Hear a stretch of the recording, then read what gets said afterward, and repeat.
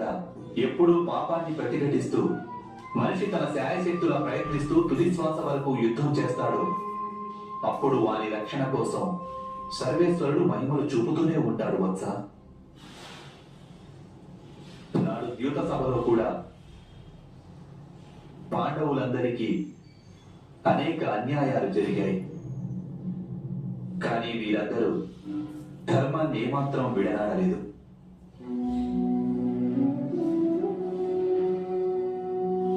ఎన్నెన్ని అవమానాలు, బాధలు, దౌర్జన్యం జరిగినప్పటికీ మీ మాత ఎన్నడూ పరాజయాన్ని అంగీకరించలేదు.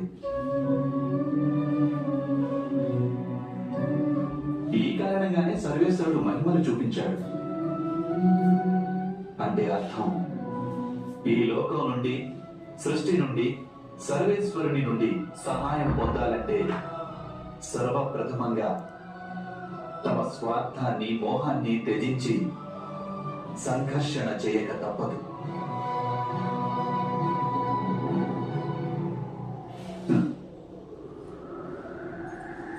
యథార్థమే పలికారు కదా సఖి.